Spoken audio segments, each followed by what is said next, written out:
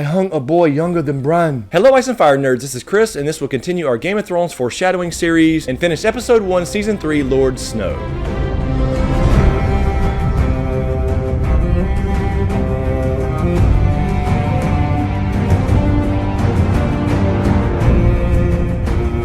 So to pick up right where we left off, we have a scene here between Dany, Jorah, and Viserys. You do not command the dragon. I am Lord of the Seven Kingdoms. I don't take orders from savages or their sluts. Do you hear me?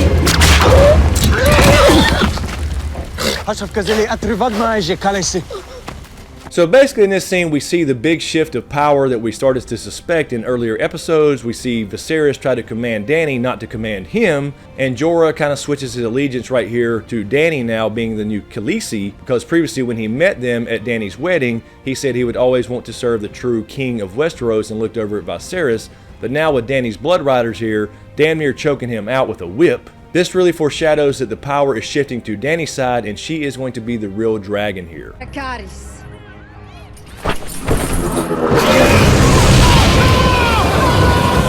And in our next scene, we see Jon going to the top of the wall for the first time.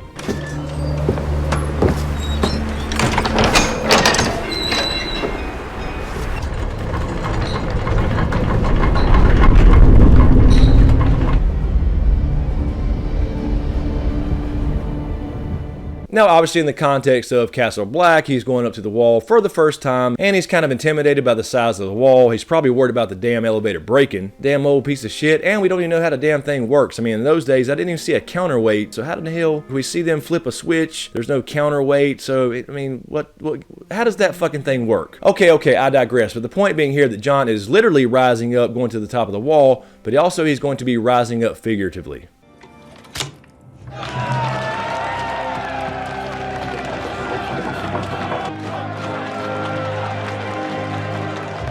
So not only does he become Lord Commander of the Night's Watch and then die for it for trying to do the right thing, of course now in Season 6 we saw that he's now become King in the North as well.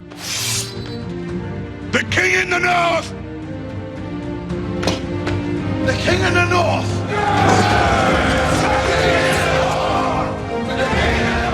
And we'll see where he goes from here. And immediately after Jon gets to the top of the wall, we see this scene with him and Benjen. I wanted to be here.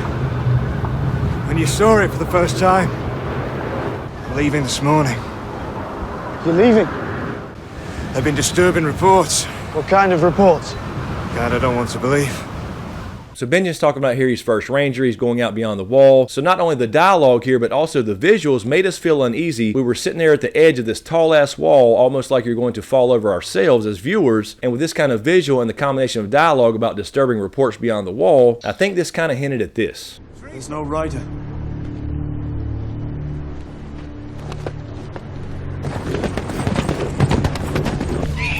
That's my Uncle Benjen's horse.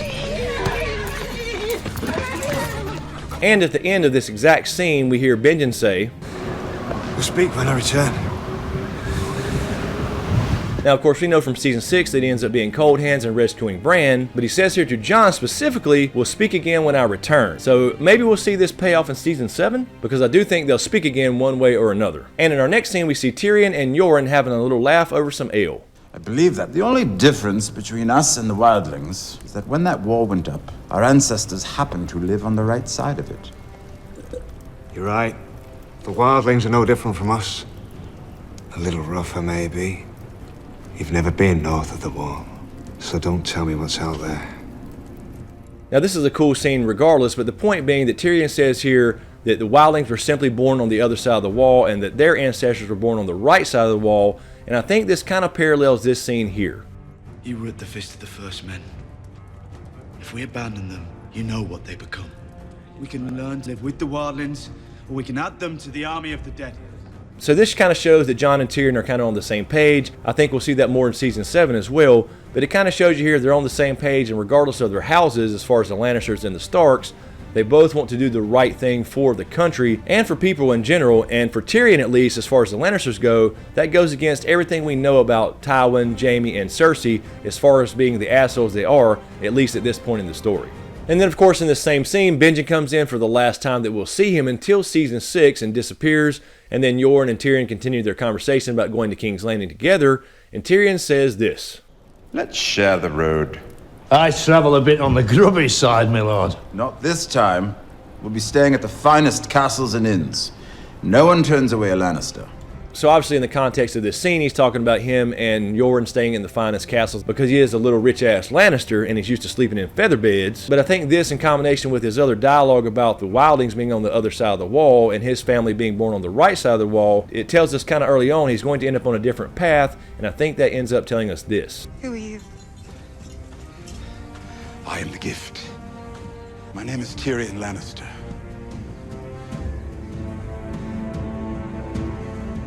Not to mention, in the very next scene, it switches over to guess who. At Jaka. At Jahaka. Ath Jahaka. Ath Jahaka. So I think this, in combination with the dialogue here, shows that Tyrion is a little bit different from most other Lannisters, and his path's going to be a little bit different. So in fact, we do see in Season 5, his life does change. He ends up over in Essos, where he meets Daenerys Targaryen and becomes the gift, and of course ends up being her closest advisor and now Hand of the Queen, because nobody can turn away a Lannister. And just real quick, in the same scene between Yoren and Tyrion. He'll be north of the wall for a month or two. Shit, months my ass, more like 5 damn seasons. And in our next scene, we see Jorah and Ricardo having a conversation about armor. Curved blade is a good thing. Easy to handle. It's a good weapon for a Dothrakam. Armor make a man bruised? Slow. Slow. It's true. It also keeps a man alive. So specifically, he's talking about their curved blade here versus the longsword as far as different weapons and fighting styles, and I think that kind of leads up to this.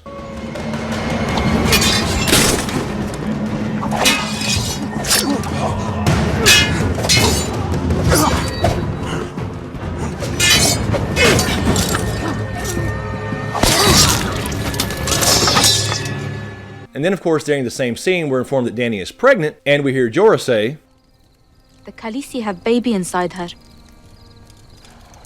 It is true. I need to ride to Quahog. So he has to ride off all of a sudden after he hears this news, so this gives us a little indication that something's up with Jorah, and of course that leads to this.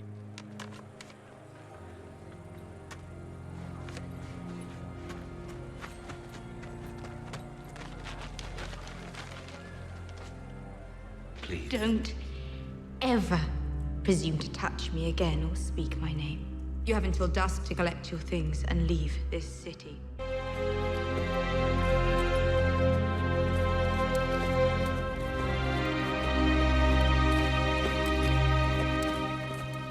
So we do learn later on that he was in fact a spy for Robert Baratheon for quite a while, but of course he did fall in love with Dany and legitimately save her from the wine vendor because he wanted to save her life, and he seemed out of place there anyway. Even during her wedding scene, it was odd that a Westerosi knight would show up out of the blue. And in our next scene, we have Tyrion talking to Maester Aemon as well as Jorah Mormont at the wall.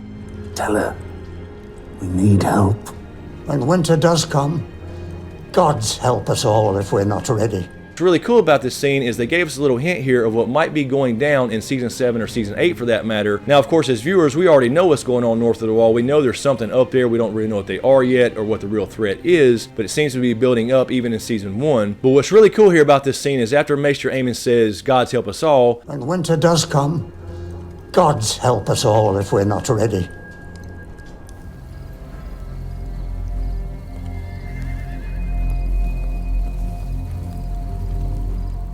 it immediately switches over to the dragon eggs in the tent of Dany's as they head towards Vast Dothrak. So I think this is obviously a hint here of what's going to help when this war comes, and that would be dragons. And in our next scene, as Tyrion pisses off the edge of the world, we have Jon and Tyrion having a little conversation on the top of the wall.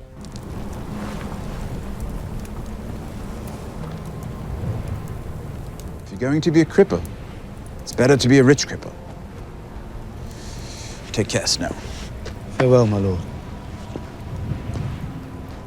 Now, I don't think we've quite seen this payoff yet, but we know they're going to meet again, and I think that's going to be in Season 7. I won't say anything here for spoilers, but if you're interested in this payoff scene that I believe we're going to see in Season 7, go check out a couple of my filming news videos in the Game of Thrones playlist on this channel. And finally, in our last scene, we have a couple things here between Arya and Syrio Forel as they meet for the first time. You are late, boy. Tomorrow you will be here at midday. Who are you? Your dancing master. 9 years, Syrio Farrell was first sword to the Sea Lord of Bravos.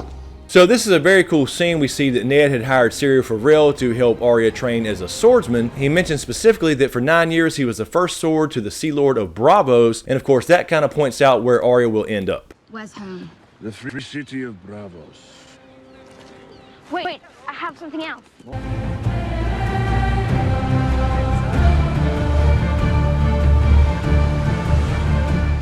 So Arya ends up where her trainer is from to become a faceless man. And also in this scene we see Syrio refer to Arya as a boy a couple of times as well. You must listen to me, boy. I'm a girl. Boy, girl. You are a sword. Now, of course, in the context of the scene, he was making the point it doesn't matter if she's a boy or a girl, she is a sword and she has to become a sword, but that's not the last time we'd hear somebody call Arya a boy. Keep your mouth shut, boy. I'm not a boy! You're not a smart boy, is that what you're trying to say? Do you want to live, boy? North, boy. We're going north. Alright, and finally in the same scene we see Ned come out and he's watching Arya and Syrio train.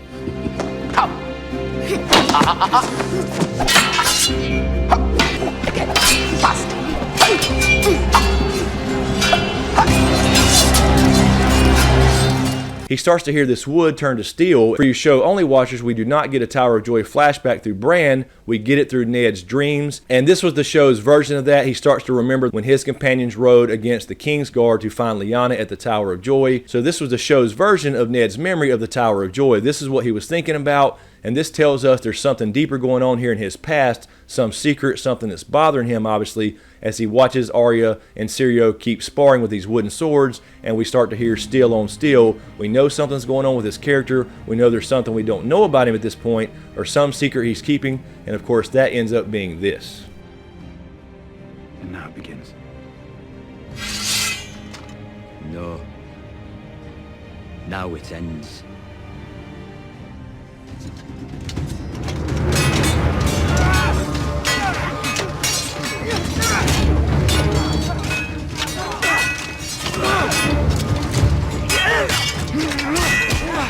So anyway, I thought that was a pretty cool shout out to the books there, because in fact we did get a lot less in the books of the Tower of Joy than we got in the show, since we got to see that visually in season 6 through Bran's visions. So anyway guys, that'll wrap up episode 3, Lord Snow. Let me know what you think in the comments below. I know there's a few things I missed, and let me know of the scenes I did mention if those kind of point to other things as well. As usual, thank you for all the support, especially to you guys on Patreon. A special shout out as usual to my Smokescreen executive Patreon producers, Volguy10, Lala Gig, and Kissa Powell. Thank you very much. Really appreciate the support. Be sure to subscribe to get everything, and be sure to click that little notification bell, because people are not being notified when I drop new videos. So be sure to click on that to make sure you're getting everything. Thanks for watching, you guys, and we'll see you next time.